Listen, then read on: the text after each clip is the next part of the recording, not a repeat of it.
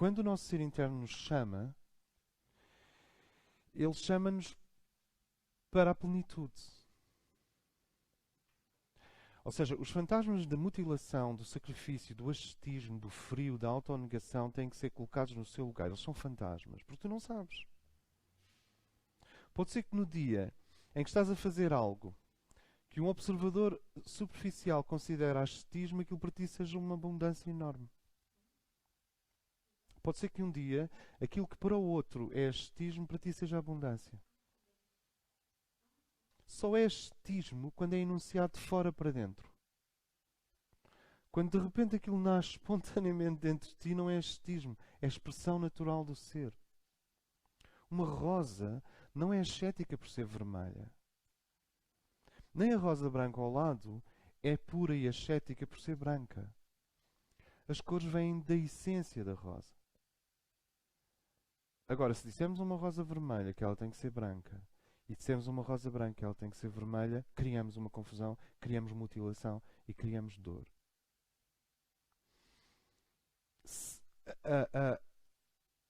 A tarefa à nossa frente contém estas três grandes fases. A ignição dos 7 centros no corpo etérico.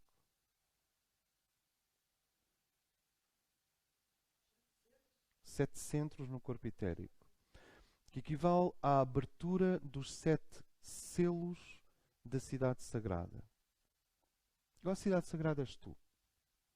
E há 7 portas que estão fechadas. Em alguns seres estão já um pouco abertas.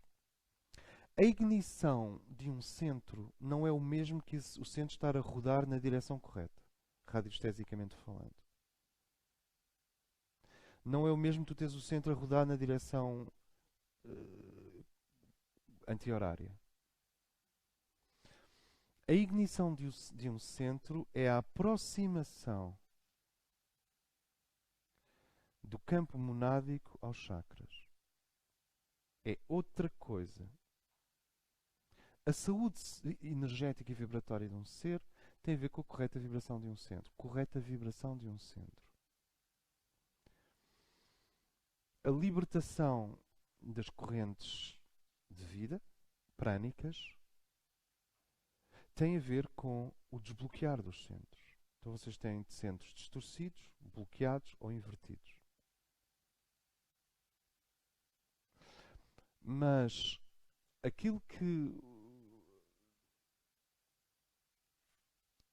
os diretores por trás do nosso trabalho procuram fazer na próxima fase é gradualmente levar-nos a assumir uma ignição dos centros.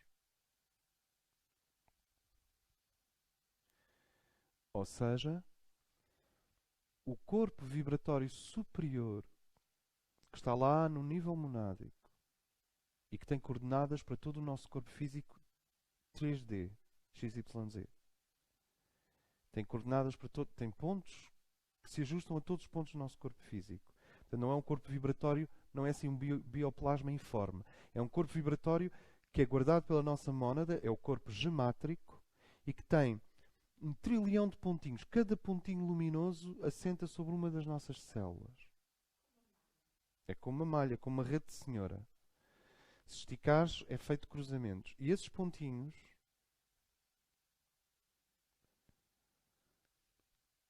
a partir de uma certa fase, eles alinham cada pontinho com a antena do ADN. O ADN é como um filamento de tungstênio numa lâmpada que vibra. Se tu abanares uma lâmpada, vibra. E que, se lhe des energia, acende-se. A energia que acende a lâmpada do ADN... ADN não é só informação, é informação e ação. A energia que acende a lâmpada do ADN vem do pontinho no corpo gemátrico. Gemátrico. Não, não é geo, é gama. De gama, letra. E este corpo elétrico não desce de uma vez. Primeiro, ele anuncia-se pela ignição dos chakras, pela ignição das rodas, pela abertura dos 7 selos. Então, um ser humano saudável, vitalizado, com uma vida bem equilibrada e distribuída, nem acredito que estou a dizer isto, mas pronto, já disse. Um ser humano com estas qualidades simétricas todas, por exemplo, um jovem atleta ou uma jovem ginasta, que se interessa por música clássica, é sexualmente ativa, é culturalmente interessada, politicamente crítica e profundamente afetiva para com os outros. Portanto, uma pessoa que tem os centros todos em movimento, não há bloqueios. Parece uma raridade, não é? Mas é por isso que nós andamos a educar os nossos filhos. É por isso que nós estamos aqui há 10 anos, 20 anos, a educar os nossos filhos. É para esta integridade ao nível dos 7 centros. Para que eles não tenham um centro expandido e os outros contraídos. É para que eles sejam uniformes, sejam plenos. De forma que a correia de transmissão da energia psíquica possa atravessar todos os 7 centros ao longo do dia sem ficar perra num. Sem ficar ali a fazer fricção num centro porque aquele centro está bloqueado ou está a vibrar na direção inversa. Afinal, educar é criar um movimento de alta qualidade, do ponto de vista oculto. Este jovem, não tem os centros, não tem ignição nos centros. Está vitalizado. Está psicologicamente em equilíbrio. O prana circula, os meridianos estão a fazer o seu trabalho. Pode haver um bloqueio ali, um bloqueio acolá. Quem sabe se com uma agulha de acupuntura ou com moxabrostão ou ir gritar para o deserto ou fazer luta livre, aquele centro desbloqueia. Isso não tem nada a ver com a ignição dos centros que eu estou a falar. A ignição dos centros é a abertura dos selos, é a aproximação do corpo gemátrico ao corpo etérico, onde estão os centros, e é o emprestar da energia espiritual, leia-se, o diagrama da estrela de David sobreposto a todos os centros, aos 7 centros do homem. Chega a ser mais frequente um terapeuta descobrir que tem momentaneamente fogo no centro das mãos, como se tivesse um estigma. Chega a ser mais frequente um terapeuta que não tem os centros abertos, não tem os selos abertos. Porque eles são centros enquanto falamos de prana, vitalidade e saúde terrestre. Mas quando falamos daquilo que se pode definir como caminho evolutivo superior, eu passaria a chamar-lhes selos. Ou seja, nós para o céu, do ponto de vista etérico, estamos selados. Mas para a Terra, do ponto de vista prânico e vital, podemos estar saudáveis e em movimento. São duas coisas, são dois regimes diferentes. E é mais frequente um terapeuta descobrir que depois de um dia de trabalho com o coração aberto, há um fogo no centro das mãos que não se vai embora, e no centro dos pés que não se vai embora, do que sentir esse mesmo fogo ao longo dos 7 centros. Porque a lei, na sua, se me permitem, a lei na sua misericórdia, que é uma palavra que eu não gosto muito, mas a lei na sua compreensão abrangente, faz descer uma energia espiritual monádica às mãos daquele terapeuta, mesmo que ele não a possa ancorar nos chakras. É claro que daí a 3 horas, ou um dia, aquilo começa a dissipar outra vez. 12 horas, às vezes 20 minutos.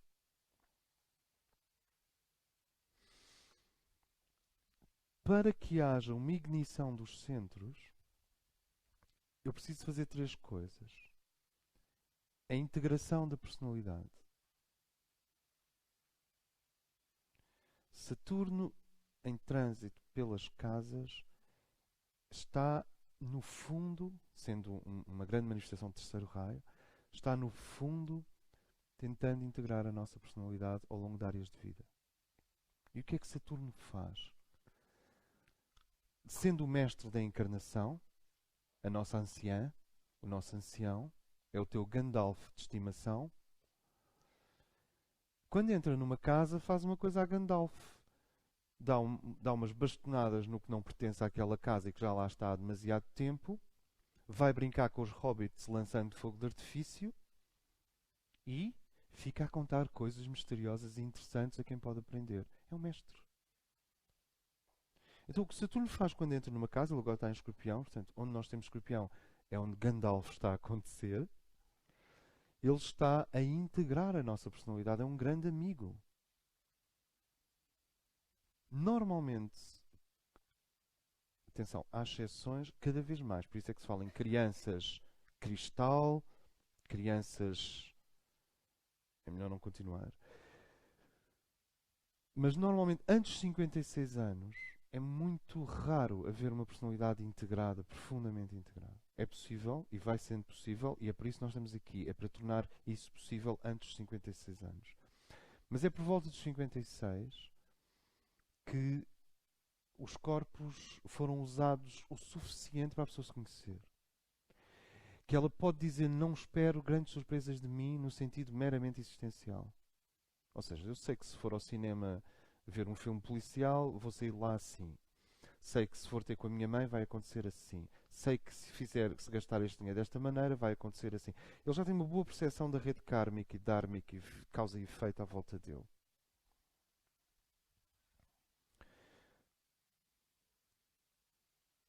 O que Saturno está a fazer é integrar a personalidade, é consolidar, unificar o físico, o emocional e o mental, por onde quer que ele passe. Porque por onde quer que ele passe, ele vai pedir que o que eu penso e o que eu sinto se torne o que eu faço. E este é que é a síntese de Saturno. Porque o que eu penso pertence ao mundo de Mercúrio e de Urano. E o que eu sinto pode pertencer ao mundo de Vênus, de Lua e de Neptuno. Agora, o que eu faço pertence ao mundo de Saturno. E quando ele passa por uma casa, ele reclama a integração do que eu penso, do que eu sinto e do que eu faço. Se o que eu penso é muito pensado, não tem força para transformar a ação. Então o que eu penso precisa de ser menos pensado e mais contemplado no centro do próprio ser, na tal verdade no centro do ser. Se o pensamento se vira para a verdade no centro do ser, ele torna-se nada. I'm sorry. E então a verdade no centro do ser, que é um facto, é um objeto, é um diamante, torna-se poderosa. E só a verdade no centro do ser é que poderá chegar, em última análise, à transformação do comportamento. Não o pensamento. O pensamento pode optar por começar num ponto e virar-se para o centro do ser. E ao virar-se para o centro do ser, torna-se nada. É para isso que serve o centro do ser. É para dissipar as névoas da mente. Torna-se nada, que é o tal vazio de que falam os budistas. Uma mente sem variação. Mas se essa mente sem variação não for veículo do diamante da verdade suprema, é um vazio retrógrado e não um vazio criador prospectivo. Não sei se isto faz sentido. Então esse pensamento que se torna em nada, um nada de alta qualidade, um receptáculo, pode funcionar como transdutor do raio monádico. E esse raio monádico, tem muito a ver com o primeiro raio, é que altera o comportamento do indivíduo. Portanto, há uma relação entre o primeiro raio e Saturno. Apesar de Saturno ser terceiro raio, porque condiciona o comportamento e a ação, é motivado pelo primeiro raio, o alto da montanha. Afinal, o Capricórnio é aquele do alto da montanha. Aqui estão algumas chaves para nós refletirmos. A impotência para mudarmos o nosso comportamento está relacionada a uma deficiente contemplação da verdade no centro do ser, desviando uma grande quantidade de energia psíquica para a variação mental relativa. A variação mental relativa é deliciosa, porque nós temos milhares de anos de ditadura mental e, como se viu, praticamente 600 anos, 400, 500 anos de liberdade mental. Por isso é que o homem não quer largar a sua mente, porque está a usá-la há pouco tempo. Até o Gandhi largou tudo, menos a mente. dizer, ele largou tudo. Foi largando tudo. Há um momento em que tens a sensação, mas o que é isto? O homem daqui a bocado anda nu, na rua. Mas os únicos objetos que ele tinha quando morreu, quer dizer, que eram dele, claro que ele foi assassinado, que ele considerava dele, eram os óculos e a caneta. O quê? Sim, mas quando um estava a lavar, o outro estava a ser usado. Portanto, eram vários. Havia uma rotação. Uhum. Não renunciar à caneta significa que ele ainda tinha elementos na mente dele que precisavam de ser entregues. Ou seja, havia ali ainda uma abertura a fazer, psíquica, mais profunda. Gradualmente, a mente clarifica-se, torna-se transparente e tu começas a ver nos teus companheiros de caminhada claramente quando a mente está a ser vivificada de dentro para fora e não quando ela é uma estante de objetos mentais de fora para dentro. Para que haja uma abertura dos selos, é necessário ser integrar a sua personalidade. Nesta fase da nossa existência, a integração da personalidade vem com a entrega da mente ao mais alto princípio que nós somos capazes de contemplar e de inteligir. Deixa as emoções, deixa o comportamento, deixa o planetérico, a menos que o indivíduo ande a tomar absinto por desporto, aí tem que ter mais cuidado. Mas deixa o comportamento, deixa assim, ocupa-te de abrir esta mente fechada lá no ponto do mental superior, secreto, onde há um ponto negro, uma caixa fechada, abrir esta mente ao sol da vida.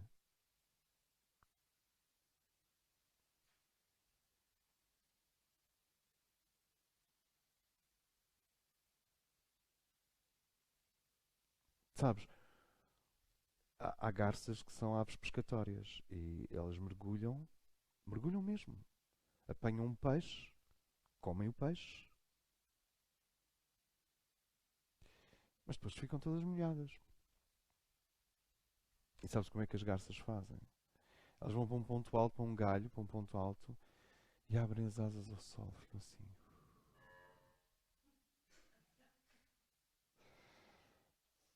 E ficam assim, com as asas abertas, até ficarem completamente secas, a apanhar sol.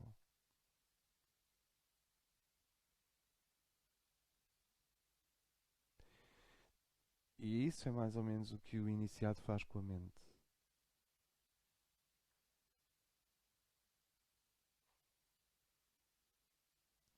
Agora, isto não é para ficar triste.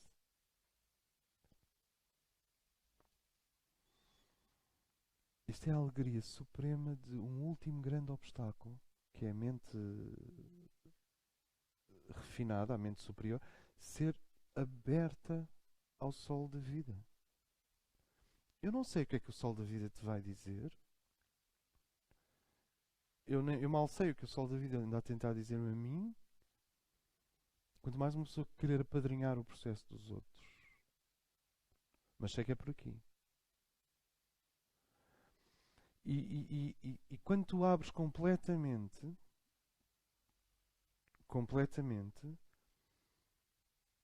a personalidade de cima para baixo começa a se integrar.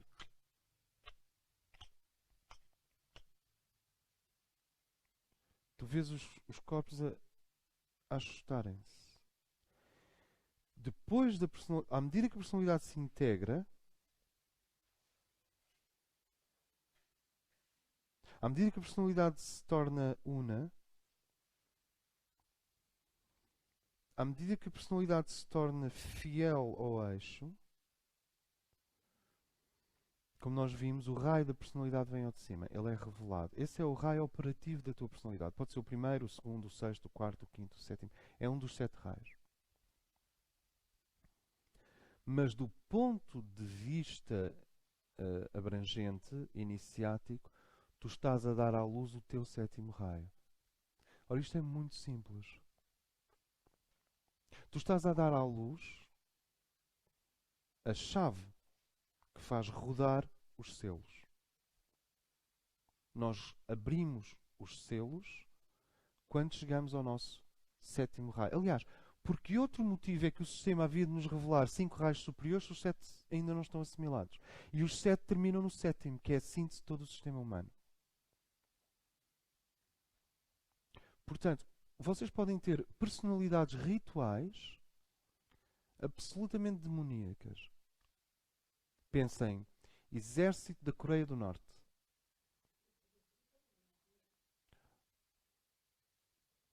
Pois, deves ter razão. Sim. Ok, então o que vocês têm são personalidades militarmente organizadas, que têm uma ótima utilização do tempo e do espaço, que marcham todos na mesma direção, que têm ao milímetro robóticas e mecânicas. A fascinação do robótico e do mecânico está nessa ideia de que se eu fizer uma síntese da personalidade, outra coisa maior e estranha acontece. Não sei se me faço entender. E a sombra disso é o robótico. Machina. A máquina.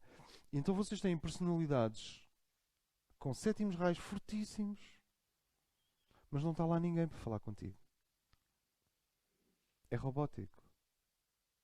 Essas personalidades existem no mundo da alta finança, e a alta finança é sétimo raio. Existem no mundo militar e no mundo da medicina e do governo. Mas são o exemplo do oposto que o universo quer fazer em nós.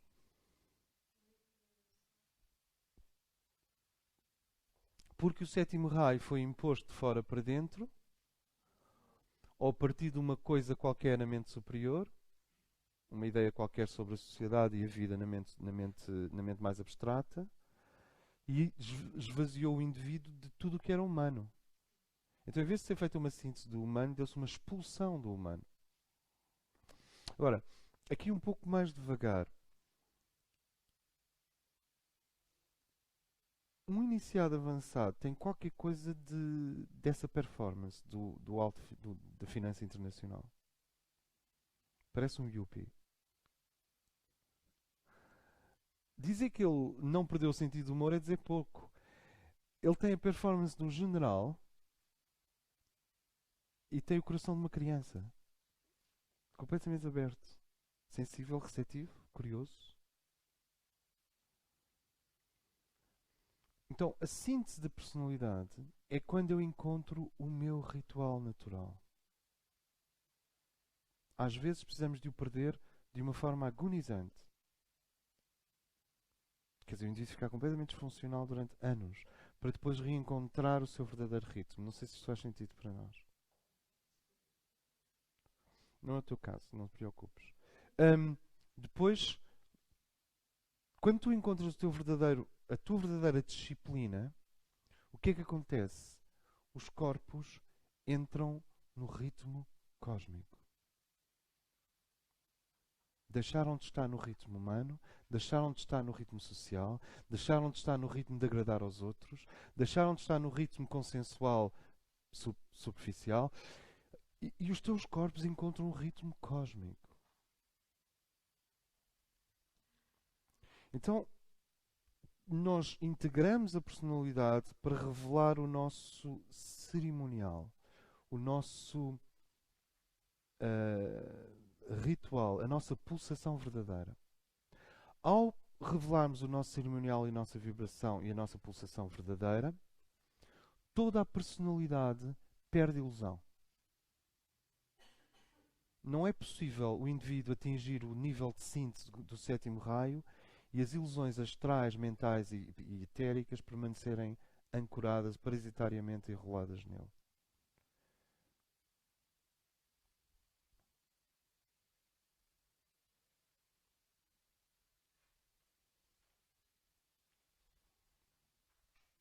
Então, pode-se dizer que a pessoa atingiu o nível de cristal. Nesse momento, o ser transformou-se num cristal. Depois desse estado de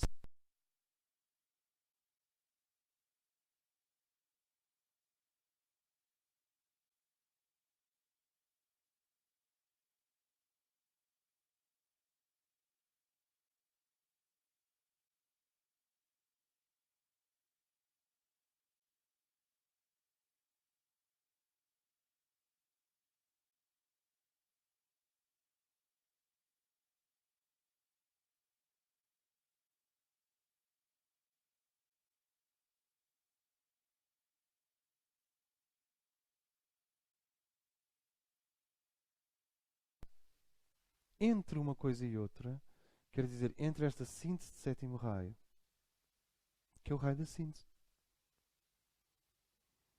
e a descida dos 5 raios superiores, dá-se a abertura dos selos. No momento em que tu chegas a um estado de síntese humana,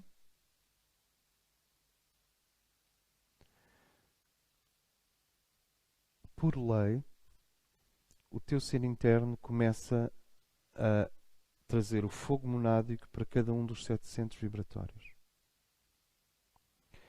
O indivíduo só se levanta da cadeira se houver algo extremamente importante para fazer, porque se não houver, ele fica quieto.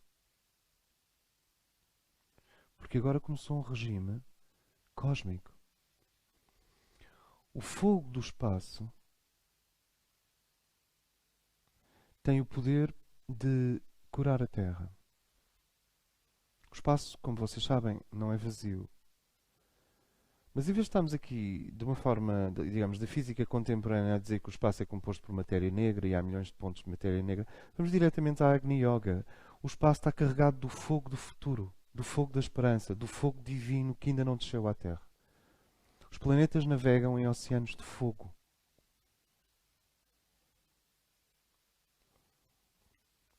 Os Lusíadas são uma cristalização do fogo.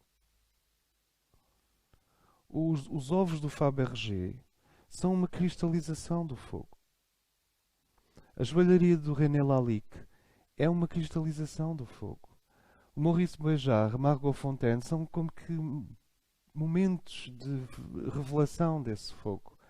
Tudo o que nós fazemos, que achamos extraordinário e interessante, são depósitos, sedimentos, revelações, manifestações, cristalizações do fogo do espaço. Ele é o grande alento. Quando nós estamos plenos desse fogo do espaço, perdoamos a nós mesmos. Boa notícia. Perdoamos aos outros. Esquecemos de nós. Deixamos de ter importância.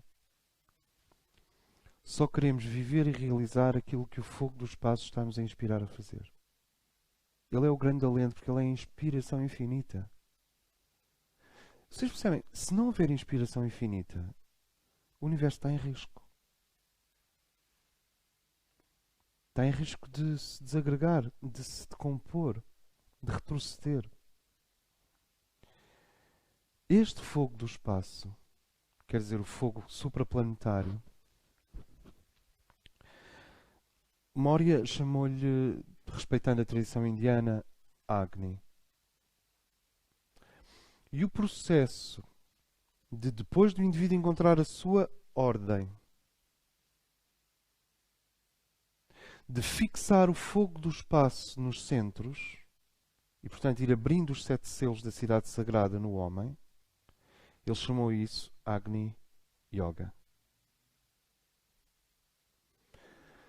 Num certo sentido, a pioneira da Agni Yoga, Helena Rörik, foi o ser que se ofereceu para que as primeiras experiências na era moderna de ignição dos centros fossem feitas. Segundo o mestre Moria, desde a Atlântida que eles não tentavam nada tão forte. Passaram pela Hildegard von Bingen. Vocês fazem YouTube, Hildegard von Bingen, biografia, o filme completo. E tem um filme, não sei se é alemão, se é austríaco, se é francês, que é a vida de Santa Hildegarda. Hildegard von Bingen. passaram, obviamente, por Teresa d'Ávila, parece que os seres femininos são os que são chamados a antecipar a ignição dos centros. Hildegard, eu agora não sei se tem dois As. Von Bingen.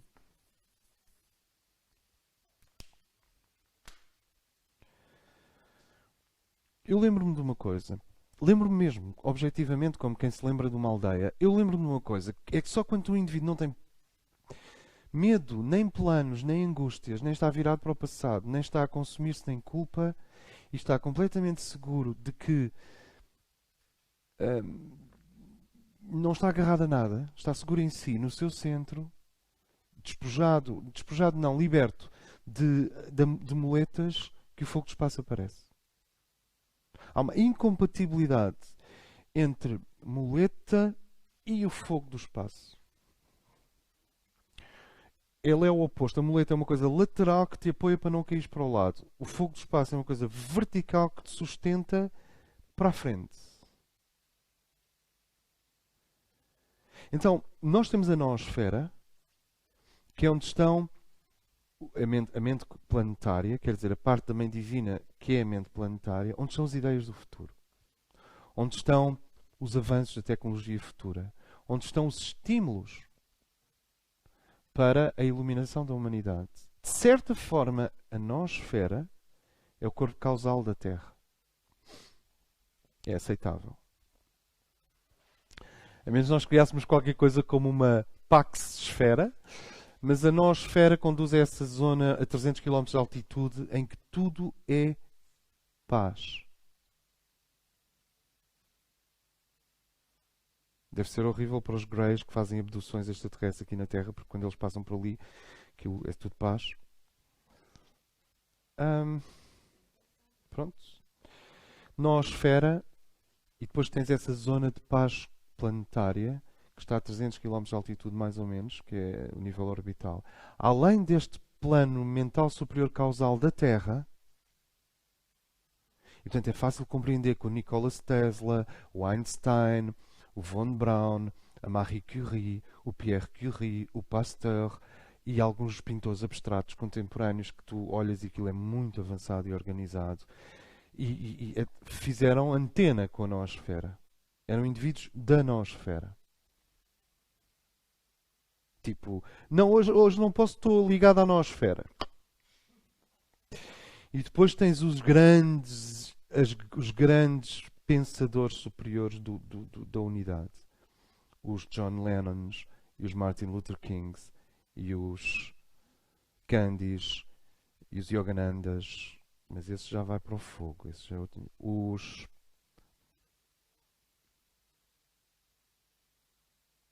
Já disse todos? Não disse nada. São tantos. Krishnamurti, que vão até essa esfera de paz orbital. É de lá que eles retiram o caudal.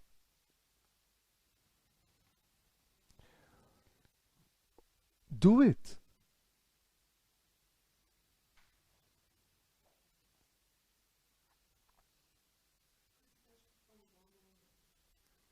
Como cientista matemático, sim, estritamente. Não eticamente ou moralmente, não sei, mas não sei. Não, como cientista, sim. Porque toda a ciência está também lá, a ciência do futuro. Mas além da noosfera e além desta esfera de paz, existe o que Moria chama o fogo do espaço. E há autênticas explosões na atmosfera da Terra. Quando o fogo do espaço entra numa zona e encontra bolhas negras da mentalidade coletiva retrógrada. O encontro entre... E isto é um problema do iniciado. São as explosões dentro da tua cabeça também. E o problema...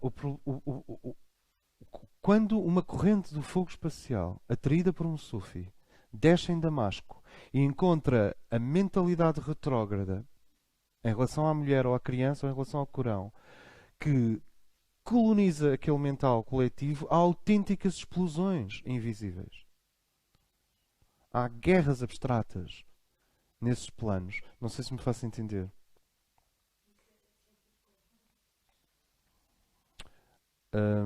É sentido nos nervos no iniciado como tensão, febre, angústia profunda, sensação de que contém em si todas as contradições do mundo, força ardente. É uma batalha interior.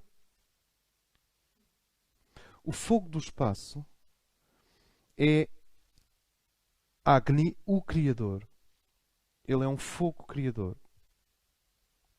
E ele usa os 5 raios superiores para ancorar na mónada e da mónada para o homem. Então vocês vejam, nós temos este trabalho de integração da personalidade. Depois temos o processo de revelar o nosso 7º raio. Independentemente do raio da personalidade integrada.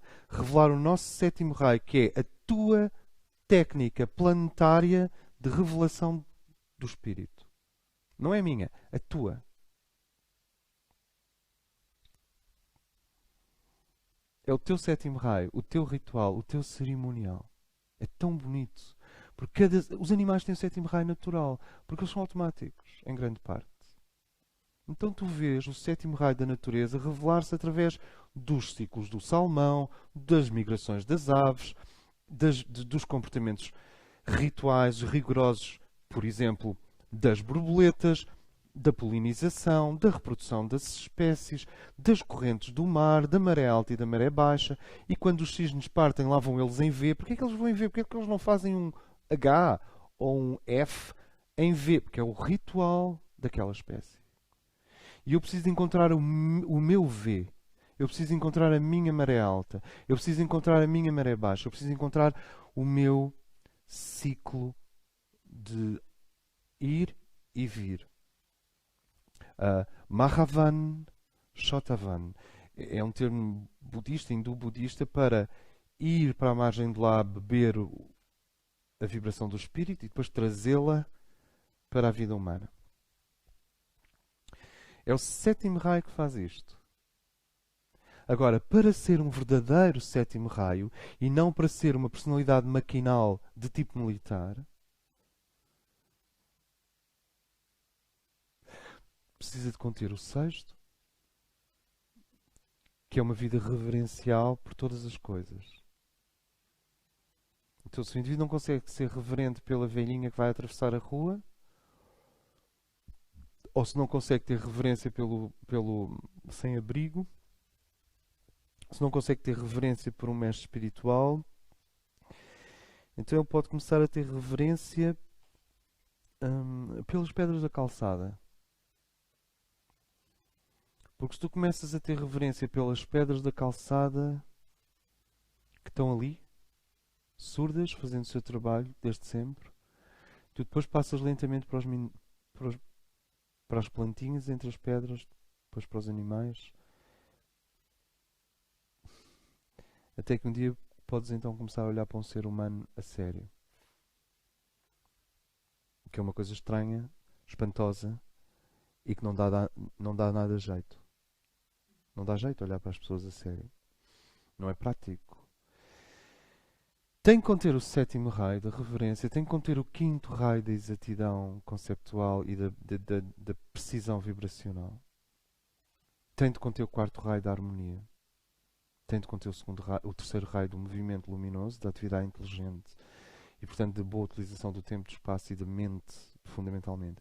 Tem de conter o 2º raio do magnetismo, que faz arcos e que ama, e o 1º raio da vontade. Só quando estes 6 estão realmente vibrando é que isto cria um cristal, que é o 7º. O 7º é a cristalização dos outros raios sob a forma de uma personalidade integrada e, portanto, sob a forma de um ritmo exato na vida.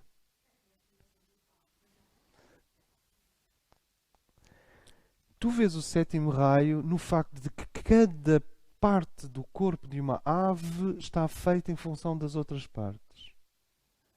Existe uma gestalt formal entre todas as partes do corpo de uma ave. Se uma asa for maior que a outra, não há voo.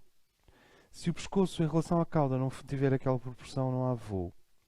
Se for mais pesado que, não há voo. Tu olhas para uma ave e vês, é um cristal. Nós dizemos, é uma ave, é uma andorinha. É, mas do ponto de vista cósmico está tudo certo. É esta ave que nós estamos a pedir para que o indivíduo se torne. Reparem, eu estou a pedi-lo a mim próprio. Não é? É esta ave que se pede que o indivíduo se torne. Esta ave pode se tornar numa ave.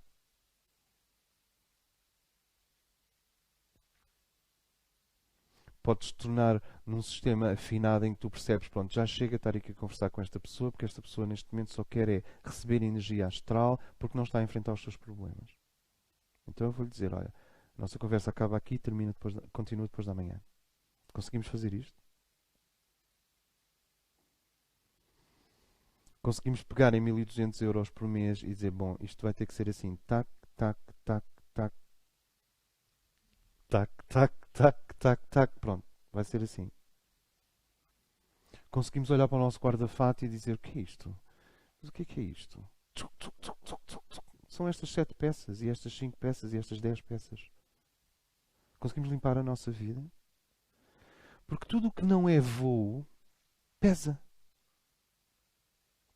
Tudo o que não é elegância, gestalt, sinergia, pesa. Os Capricórnios que têm facilidade em fazer estas coisas. Porque um Capricórnio. Peço desculpa. Porque um Capricórnio, digamos. Há canetas que custam 1 euro. E há canetas que custam 2000 euros. Um Capricórnio é capaz de gastar 150 euros numa caneta. Claro, se não for distraído, acaba por perdê-la. Ou 70 euros numa caneta. Ninguém gasta 70 euros numa caneta. Só que ele tem uma vantagem: ele nunca mais vai comprar uma caneta na vida. É aquela. Ele sabe o que quer. Há uma maturidade no ato de compra. A alma está presente no ato de compra. Ele compra, não é para ostentação, não é disso que estamos a falar. Ele compra porque é esta a caneta. A caneta. Ou seja, ele compra coisas muito boas que duram uma vida inteira. É típico de Capricórnio. Não é um indivíduo muito inovador. Mas há ali um ritual. Porque no momento em que tu encontras a tua caneta, esqueceste de caneta. Sim, se fosse assim com o marido, era muito mais fácil. E com a esposa. E com o lugar onde viver. Sabes, quando tu entras no teu sétimo raio, tu vais te transformando de um rastejante num voador. Por isso é que se diz que o sétimo raio é ao mesmo tempo o raio da disciplina, da liberdade e da síntese. Parece que para o universo inteligente, liberdade, síntese e disciplina são a mesma coisa. Então, o que é que se passa? Nós integramos a personalidade para revelar o pássaro. E só este pássaro é que pode vibrar nessas correntes do fogo espacial. E trazer o fogo espacial, que traz correntes criadoras que não têm nada a ver com o karma da Terra. Que não são da Terra. Então o indivíduo, ao voar, isto é, ao viver o seu ritual natural, está a trazer do espaço supranoosfera os fogos do futuro, os fogos da eternidade, os fogos criadores, que depois tu voas e vais criando veios por onde os fogos passam. A tua existência é como um meteoro que vai abrindo onde está instituído a ideia do que é possível e a ideia de passado.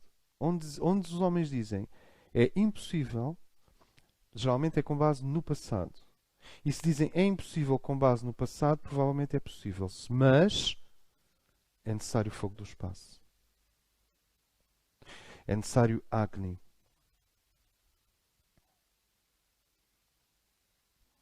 Tu sintetizas a personalidade, revelas o sétimo raio e os irmãos começam a acender os 7 chakras em ti. Isto é, a aproximar o fogo espacial dos 7 centros no corpo etérico.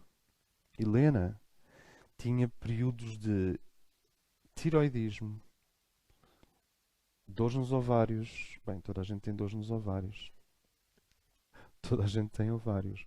Mas tinha períodos de dores muito fortes menstruais, mais que o normal. Inflamação da garganta, lágrimas espontâneas, mudanças de temperatura súbitas. Há uma série de indicações negativas, quer dizer, desconfortáveis.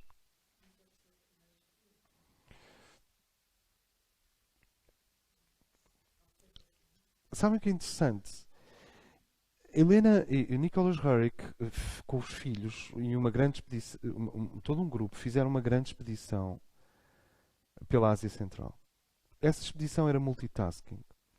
No nível político, eles usaram dinheiro do governo americano, com autorização do Departamento de Agricultura americano, em 1920, 24, 22, para investigar as plantas medicinais da Ásia Central. Então, isto foi o que foi dito a toda a gente. Por trás disso, eles estavam em busca de colher tradições folclóricas, antropológicas e mágicas sobre a existência de Shambhala, a cidade dos deuses, que é este Logos aqui. Logos não, que é este primeiro aspecto. Ancora o primeiro aspecto. Por detrás dessa parte folclórica, antropológica, etc., estava o mandato de Moria de que eles, com as suas auras, passassem pelo grande campo magnético do Gobi e da Ásia Central para colherem algo. Por detrás disso estava o facto de que Moria estava a usá-los, sem que eles soubessem, como fixadores magnéticos.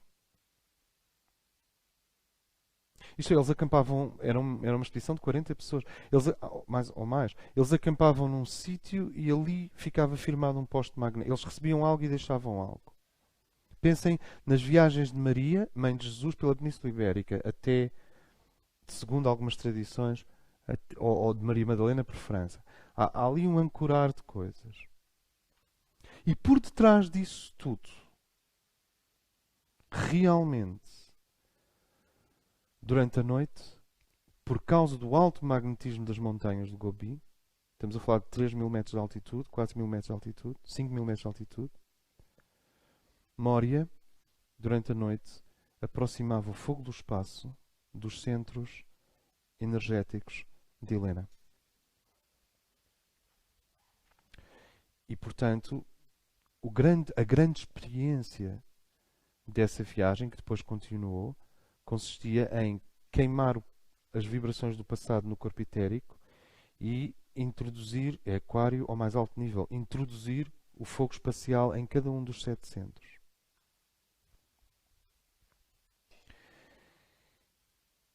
Nós integramos a personalidade até chegar a uma síntese. E essa síntese tem sinais. Dessa síntese passamos para a ignição dos centros. Com a ignição dos centros, o corpo gemátrico, que é o corpo que tem a vibração divina para cada célula, começa a se aproximar. A partir daí, um ser transporta em si a mónada, começa a vir ao de cima, gradualmente, e sobretudo as 5 radiações. Sincronização cósmica. Um curador cósmico cura por estimulação do fogo do espírito nos centros do paciente. E é uma questão de alinhamento. Às vezes frente a frente. Sincronização cósmica. Na omnipresença acontece uma coisa muito simples. Quando deixa de haver o pensamento sobre o infinito, começa-se a acumular o planeamento medroso. A Paula está-me sempre a ensinar isto. Ela é uma mestra disto. A Paula é um mestre disto, especificamente. Quando tu deixas de pensar nas possibilidades infinitas, quando tu perdes o pensamento do infinito, começas a entrar no planeamento ansioso, no planeamento medroso.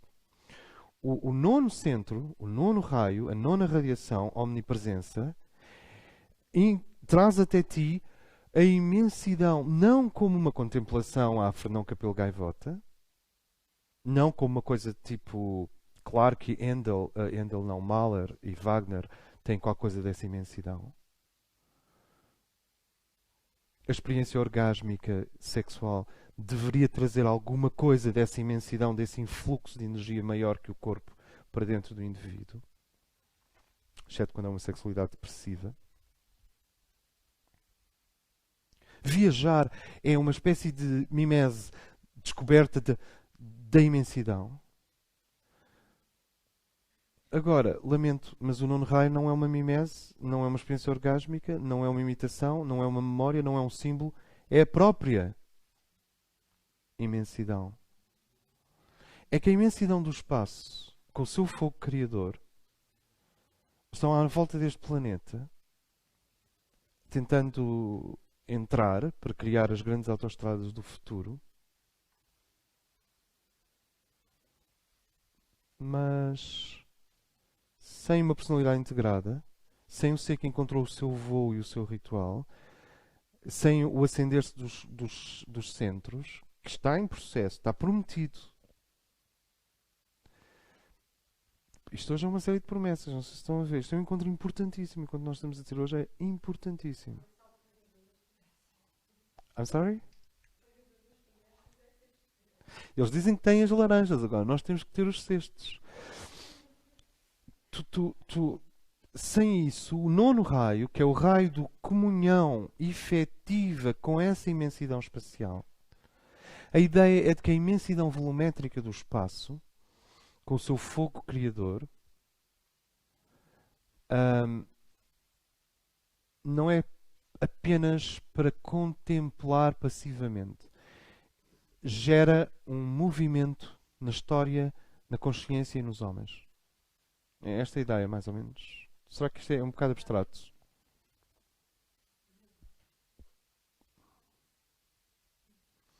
Com os correlativos de dignidade, majestade e amplitude que são típicos dos mestres. Tu, quando estás com o mestre, tu vês claramente. Então, os mestres ascensos, tu vês claramente. Isto aqui não é o que parece. E já parece imenso. Porque tu percebes que o mestre ascenso é imenso. É majestoso. Está em comunhão com o fogo espacial. Se está em comunhão com o fogo espacial, está a vibrar esse nono aspecto que é a omnipresença.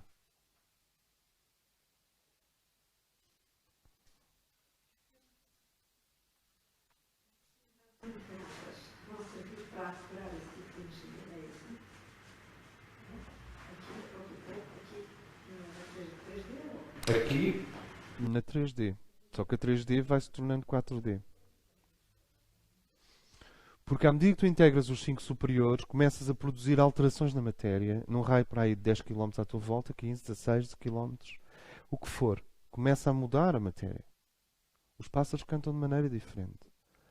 A sedimentação dá-se de maneira diferente. A coagulação dá-se de maneira diferente. O orvalho é tudo diferente.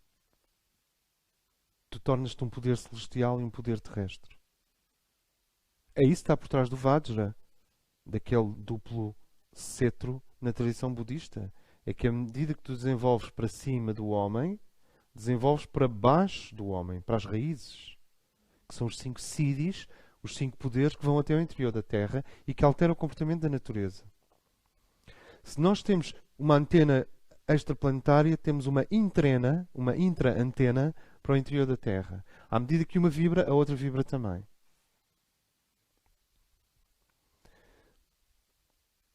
A energia de transfiguração é a energia que retira a identidade consumada, usada, velha, e traz ao de cima uma nova identidade. Transfiguração, 10ª radiação. A radiação da omnipresença expande o fogo do espaço, atrai o fogo do espaço. Deixem-me dizer isto. A omnipresença num ser, o raio da omnipresença atrai o fogo espacial para dentro da aura dele. A radiação da transfiguração é uma espécie de acumulação psíquica e psicológica. Altera a identidade, rasga uma identidade para trazer outra ao de cima. Sem medo. E sem criar incomunicações entre as fases anteriores da vida psicológica e social da pessoa. A pessoa não aparece de repente como se fosse um outsider oblíquo vindo de uma dimensão estranha. Ela já tem uma nova identidade. Ela até pode dizer, a partir de hoje, eu gostaria que vocês me chamassem Mataji. ou Shri whatever. Ou, sei lá, os nomes depois tendem um bocado para o ridículo quando não vêm dos planos internos. Mas há nomes que vêm dos planos internos. Ulicron é um nome que vem dos planos internos. Ashtar Ashgran, que é o ser que está encarregado de estimular todas as mónadas dentro de um quadrante, todas as mónadas e revelar o campo monádico para a humanidade, é o nome que vem dos planos internos. Ashtar Sheran. Ashtar Ashgran poderá ter mais a ver com outro arcanjo. E assim sucessivamente. Então tu podes dizer, eu gostaria que eles me tratassem por outro nome. Isto são nomes cósmicos muito altos, atenção. Tu podes receber um nome cósmico ao longo deste processo. Porque o teu antigo nome, Isabel Angélica, Isabel Ângelo, Gabriela Faria de Oliveira, António, Esther. Não, Esther está bem, Esther está ótimo, vai até ao céu, não há problema. Mas os teus antigos aumentam. Esther é estrela. Os teus antigos nomes começam a não se colar a ti. Sabes o que é tu seres autobatizado de dentro para fora? Isso é a transfiguração. E é uma radiação da mónada. Só a mónada pode fazer isso autenticamente. E no momento em que a mónada te transfigura, une-te à tua linhagem hierárquica.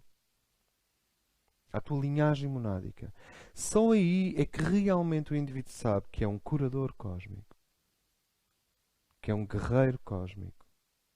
Que é um governante cósmico, que é um sacerdote cósmico, que é um sábio ou um profeta cósmico, que é um espelho, é o mesmo. É. Eram os sábios da antiguidade. Segundo raio. Não quer dizer que não haja primeiro raio nos profetas, mas a atividade deles é de segundo raio. Ou que és um espelho cósmico ou um contemplativo cósmico. Aqui tu tens 7 linhagens.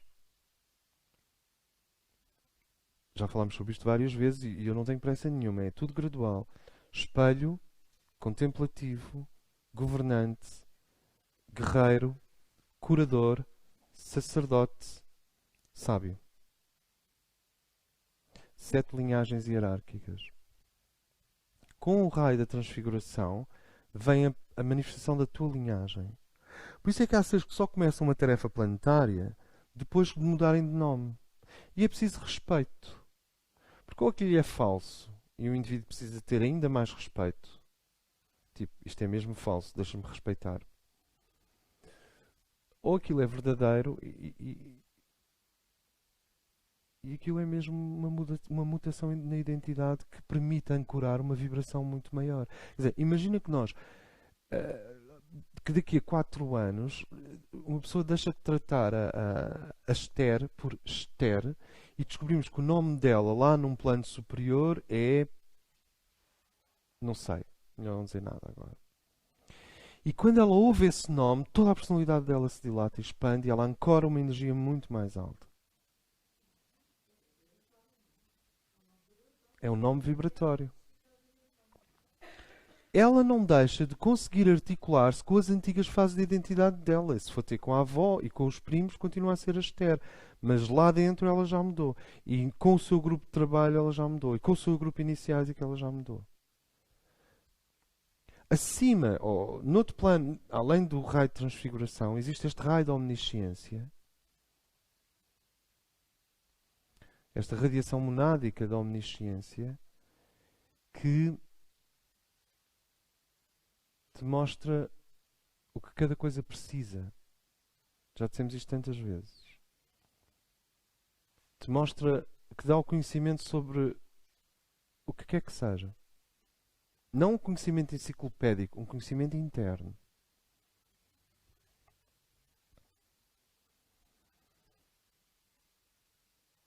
Então tu olhas para uma planta e sabes. Olhas para uma pessoa e começas a saber. Olhas para uma montanha e sabes.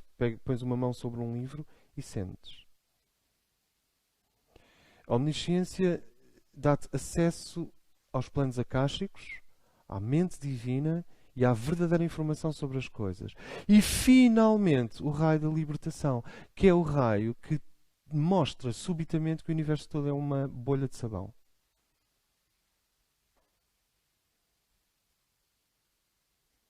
Este é o 12º raio. Só a mónada pode fazer isto. Porque abaixo da mónada, no nível da psique, ou da mente, ou das opiniões, é perigosíssimo andar a dizer que o universo é uma ilusão. Porque o indivíduo magoa toda a gente, magoa-se a si próprio, estagna, ou dá origem a coisas como uma Índia iluminada por um lado e completamente esquecida de questões sanitárias por outro. Só ao nível da mónada é que o indivíduo pode dizer: o universo é uma imensa ideia cristalizada, mas eu agora sou uma realidade viva. Se o universo quiser, pode-me seguir. Claro que há camadas do universo que sempre souberam isso e que já lá estavam e contêm isso. Ele está a falar só para os níveis do universo que são realmente uma ilusão. Então o raio da libertação é o último raio a ser ativado. E a partir daí, eu acho que os anjos começam a aproximar-se para te ajudar no término da tua Merkaba. A personalidade integra-se para se transformar num cristal com ritual próprio que voa. Os centros são tornados ígneos, capazes de receber uma energia espiritual, e o indivíduo começa a trazer para cima o corpo gemátrico. É como um corpo de luz feito antropomórfico que vai vindo ao de cima no teu próprio corpo físico. Estás a ver? Sobrepõe 2 slides. Agora vai apagando o slide físico e vai ficando só com o de luz por detrás. O trabalho do Alex Gray tem imenso a ver com isto. Pintor. Alex Gray, Y, pintor.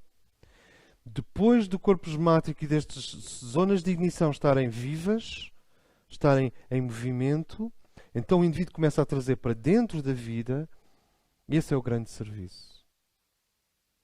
Tu começas a trazer o fogo cósmico, o fogo do espaço, e com o fogo do espaço vem estas 5 forças criadoras supremas. Sincronização, isto é, remodelação do corpo físico, emocional, mental em função do arquétipo. Reconfiguração do corpo físico em função do arquétipo físico para a humanidade. Reconfiguração do corpo astral em função do arquétipo do sentimento para a humanidade. Há uma compaixão que é a base de todo o Eros. Reconfiguração da mente com base na palavra perdida, com base no conhecimento sagrado, que é o arquétipo para a mente de toda a humanidade. Isto é a sincronização, cura cósmica. Omnisciência, omnipresença, transfiguração e libertação. Com a libertação, e nós não falamos claramente dos centros abaixo do diafragma, com a libertação, com esse 12º raio,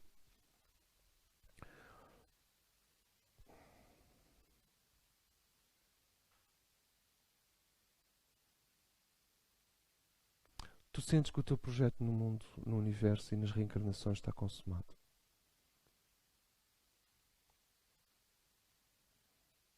Não é preciso ninguém te vir dizer. Podes ter uma visita, mas quando o 12º raio se manifesta, tem muito a ver com a nirvana, e já não como uma libertação, uma iluminação da mente, mas como passar além. Não sei se vocês sentem esta expressão. Passar além. Como?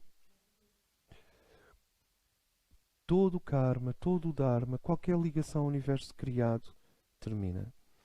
E é dado a escolher uma escola galáctica. Uma escola interplanetária e galáctica. Então, os seres que saíram desta Terra como mestres ascensos fizeram-no pelo 12º raio. É quando os servofreios que fixam a alma, a personalidade e o espírito à Terra são desenganchados. E tu ficas como um astronauta, liberto. Anabela Bento. O que é que disseste? Estavas a desenganchar. Ok. Então, tu de repente flutuas mesmo. Essa flutuação, isso é o Thoth, isso é o Hermes, isso é Mercúrio. Isso é o iniciado liberto das constrições universais. É real. É completamente real. Em 1970 e tal, Babaji apareceu como uma luz rosa violácea no centro de um rio, ao entardecer para um iniciado hindu. À medida que se ia aproximando, a luz foi se transformando em névoa, que se foi transformando em corpo humano, que se foi transformando em Babaji. Babaji sentou-se, comeu arroz, falou com ele, deu-lhe uma série de instruções. É um dos mestres que eu tenho um certo respeito na Índia, hoje. Nunca me lembro do nome dele. Explicou-lhe uma série de coisas e depois foi-se transformando em névoa e numa luz outra vez e foi-se embora. O 12º raio faz isto. A ti.